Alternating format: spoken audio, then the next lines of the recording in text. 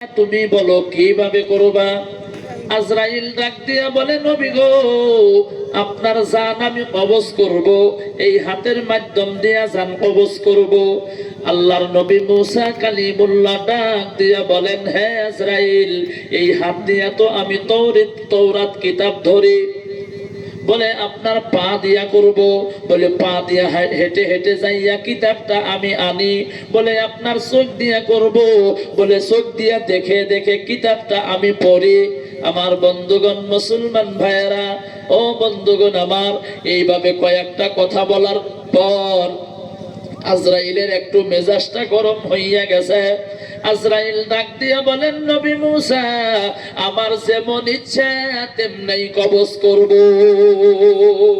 মুসা নবীর রাগ উঠে গেল, তোমার ভাগ মতো তুমি জান কবজ করবা, যেমন ইচ্ছা তেমন করবা।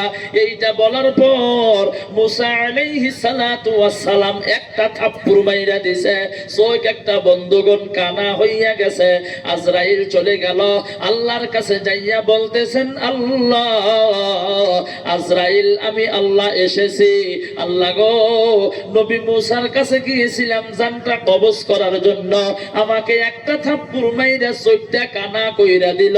ও আল্লাহ, আমি এই চাকরির মধ্যে থাকতে চাই না, আপনি আমার চাকরিটা বদলায়া দেন। কারণ এইভাবে যদি মানুষে মারে, মার খাইতে খাইতে তো আমার জীবনটা শেষ হইয়া যাইব। আল্লাহ তাআলা জানাইয়া দিল, তোমাকে থাপ্পড় মারলো কেন? আল্লাহর ফেরেশতা আজরাইল ডাক দিয়া বলে, আল্লাহ, এমন এমন কথা আমি বলছি হাত দিয়া করব। বলে হাত দিয়া কিতাব আনি। বলে পা দিয়া করব। বলে পা দিয়া হেঁটে হেঁটে যাইয়া আল্লাহ তাআলার বাণী কিতাবটা আমি আনি। ও বন্ধুগণ আমার, বলে চোখ দিয়া করব। বলে চোখ দিয়া দেখা দেখা পড়ে। আমি রাগের সাথে বলছি আমার জিকিন দিয়া মনে নয়, হিকিন দিয়াই কবজ করব। আজরাইলের মুসা নবীর রাগ উঠে গেল, আমাকে থাপ্পড় মাইরা দিল। আল্লাহ ডাক দিয়া বলেন, তুমি অমন কথা বলছো কেন? যেমন ইচ্ছা তেমনি করবা। তুমি কি বলতে পারো নাই আল্লাহ যেইভাবে করতে বলে আমি সেইভাবেই করব? যাও আজরাইল, আজকের থেকে তুমি জান কবজ করবা, তোমাকে কেউ দেখবে না। আজকের থেকে তুমি একদম নিরাকার হইয়া যাইবা, তোমাকে কেউ দেখবেও না, তোমাকে কেউ কিছু বলতেও পারবে না। আমার বন্ধুগণ, মুসা নবীর আগের জামানায় বন্ধু আলোচনার মাধ্যমে জানটা কবজ হতো। মুসা নবীর সময় থেকে বন্ধুগণ একটু রোটেশন হইয়া গেল। এই বন্ধুগণ আমার, তাহলে একবার চিন্তা করেন তো দেখি, ওইভাবে আমাকে আপনাকে কি প্রশ্ন করিয়া জানটা নিব গো? কোনো দয়া নাই, মায়া নাই। আমার বন্ধুগণ, আল্লাহ তাআলা যখন জিন জাতি বানাইছিলেন, জান্নাতের মধ্যে ছিল, আল্লাহ তাআলার ইবাদত করত, আল্লাহ তাআলার হুকুম মানত রে বন্ধু। এ মুসলমান বন্ধুগণ আমার, আল্লাহর বান্দা নবীর উম্মতেরা গো, জিন জাতি বানানোর পর এই জিন জাতিরা যখন আল্লাহর হুকুম মানেন না, আল্লাহর নাফরমানি করা শুরু করিয়া দিল, জান্নাতের মাধ্যম থেকে জিন জাতিদেরকে আল্লাহ তাআলা বাহির করিয়া দিল। ও বন্ধুগণ আমার, আল্লাহ সিদ্ধান্ত নিয়ে নিল, ফেরেশতাদেরকে নিয়ে বন্ধুগণ মাশওয়ারা করলো, আদম সন্তান বানাবে, ইনসান আল্লাহ তাআলা বানাইব। ফেরেশতারা বললেন, আল্লাহ, জিন জাতিরা আপনার কথা মানলো না, ইনসান কথা মানবে। আল্লাহ বললেন, তোমরা আমার চাইতে বেশি জানো না। সিদ্ধান্ত হইয়া গেল, ইনসান আল্লাহ বানাইবেন। কেমন করে বানাইবো? আল্লাহ বললেন, জমিন থেকে মাটি নিয়ে আসো।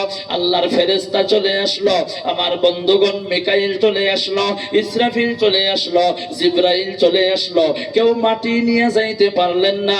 অনুনয় বিনয় করিয়া মাটি বলে, এই আল্লাহর ফেরেশতা, আমাকে তোমরা নিও না, আমাকে দিয়া আদম বানাইবো। আল্লাহর নাফরমানি করলে জাহান্নামের আগুনের মধ্যে পড়বে, আমি মাটি জাহান্নামের আগুন সহ্য করতে পারবো না। এ বন্ধুগণ আমার, একে একে ফেরেশতা সকলেই বিদায় নিল। সর্বশেষ ফেরেশতা আজরাইল বন্ধুগণ বন্ধুগণ চলে আসলো, মাটি অনুনয় বিনয় করতেছে, আমাকে নিও না, আমাকে দিয়া যদি ইনসান বানাই গো, যদি তারা আল্লাহর নাফরমানি করে গো, জাহান্নামের আগুনের মধ্যে আমার পোড়া লাগবে, আমি সহ্য করতে পারবো না। আজরাইল ডাক দিয়া বলেন, তুমি যতই কান্দো না কেন, আমি তোমার অনুনয় বিনয় শোনার জন্য আসি নাই, তোমার কান্দা দেখার জন্য আসি নাই, আল্লাহ তাআলার হুকুম হয়েছে সেই জন্য এসেছি, আমি তোমাকে নিয়েই বন্ধুগণ যাব। আজরাইল মাটি নিয়ে গেল, আদম আল্লাহ তাআলা বানাইলেন। এ বন্ধুগণ আমার, মুসলমান ভাইয়েরা, তাহলে ওই আজরাইল কারো কথা শুনবে না। আমার বন্ধুগণ মুসলমান ভাইয়েরা, আপনার যখন হুকুম হবে আল্লাহ তাআলা পাঠাইয়া দিব, আজরাইল চলে আসবে, আমার আপনার জানটা বন্ধু কবজ করিয়া নিয়ে যাবে, আমার বন্ধুগণ কেউ দেখবে না। আমার বন্ধুগণ, আজরাইল কিন্তু বন্ধুগণ দুইটা টাইমে মানুষের জান কবজ করার সময় বন্ধুগণ কেঁদেছিল। একটা হলো সাদ্দাদের যখন জান কবজ করে গো, আমার বন্ধুগণ